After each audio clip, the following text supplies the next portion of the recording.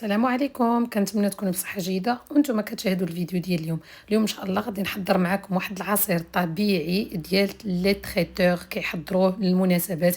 يعني يمكن لكم حتى نتوما تبردوا به في هذا الصيف، منعش بزاف، اقتصادي جدا. هذا العصير هذا تنحضروه بجوج ديال الحامضات اولا جوج ديال الليمون. ان شاء الله غادي نمروا باش نتعرفوا على المكونات وعلى الطريقة اللي غنحضروا بها هذا العصير. العصير جد ساهل وكيعطيكم واحد الكميه كبيره، تقريبا تيخرج لكم 5 يطرو، قول 6 يطرو اللي كتخرج في هذا العصير. نمروا الان للوصفه باش هكا نتعرفوا عليها ونحضروه في هذا الصيف، باش ننتعشوا به ونقدموه لوليداتنا. مرحبا، بسم الله على بركه الله، نبداو في الوصفه. وبالنسبه للمكونات غادي نحتاجو جوج ديال الحامضات اولا جوج ديال الليمون اولا سيترون، كل واحد كيسميه على حسب المنطقه ديالو. حنا في المغرب كنسميوه الليمون. غنحتاجو جوج، لا كانوا صغار ديروا 4. دابا هادو جوج كبار غادي نديروا معاهم 500 غرام ديال السكر. بالنسبه لكميه السكر غير خدموا ب 500، لانه ملي كيطيب غنقصوا السكر كيجيكم شويه مر. اذا حاولوا تعملوا 500 غرام من الاحسن. غادي نضيفوا عليه اطرو ديال الماء بارد، وغادي نسدوا عليه في الكوكوط واحد الساعه الا ربع بالماء الطاب ان شاء الله، ونمروا باش نكملوا الوصفه. بعد 45 دقيقة النار خصها تكون، نقصوها يعني على المهل، ما تجهدوش عليه النار. كيف كتشوفوا ها هو الحامض وجد معنا. غادي ناخذوا دابا واحد الخلاط كهربائي بين ما برد شويه، حاولوا تاخذوا الخلاط الكهربائي من الاحسن، وغادي نوضعوا فيه الليمون بالقشور ديالو كيف كتشوفوا، غنضيفوا عليه داك الماء اللي طاب فيه، وغادي نطحنوا داك العناصر كامله مزيان. تقريبا واحد نخليوها واحد 4 دقائق كتطحن حتى يتطحن مزيان ويولي ابيض الشكل نتوما غادي تشوفوا. وعاد نمروا باش غادي نصفيو ان شاء الله العصير ديالنا.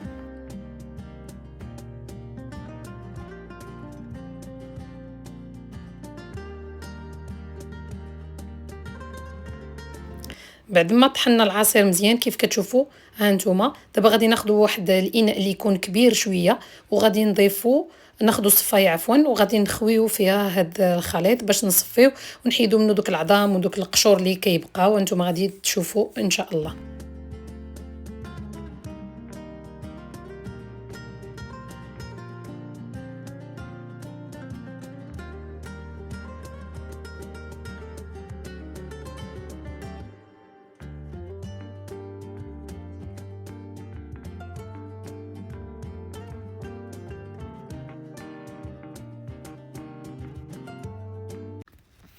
وكيف شفتوا العظام اللي طحنوا مع العصير ها هما بقاو عالقين في الصفايه، يعني كلشي كيتصفى في الاخير.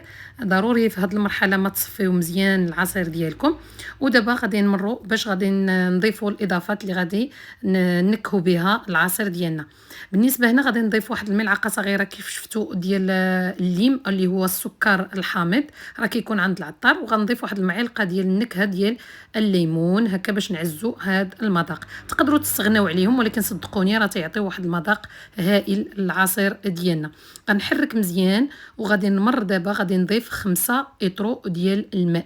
بالنسبه للماء حاولوا تاخذوا واحد القرعه اللي كتكون كتعرفوها انها كتعبر لتر هكا باش تاخذوا الكميه مزيان صافي، وبقاو تضيفوا بشويه بشويه مع التحريك.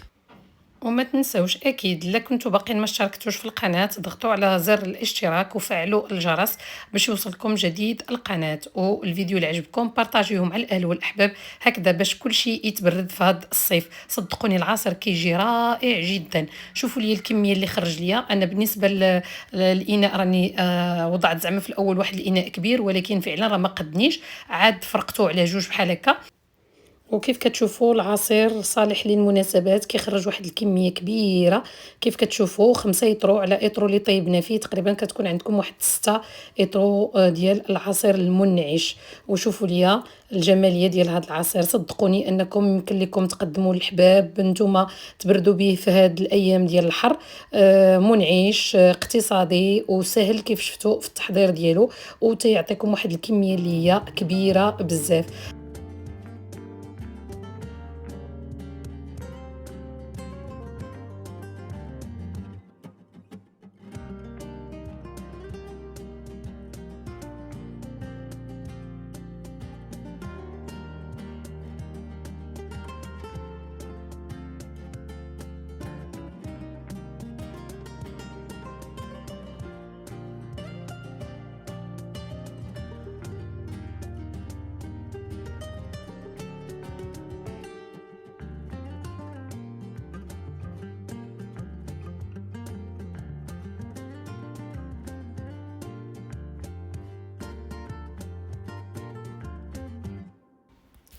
وكيف كتشوفوا الفيديو ديالنا وصل النهايه ديالو، كنتمنى انكم تجربوه. مبقى لي الا نقول لكم خليت لكم راحه الله، والى اللقاء، انتظروني في فيديو قادم ان شاء الله، ومع السلامه.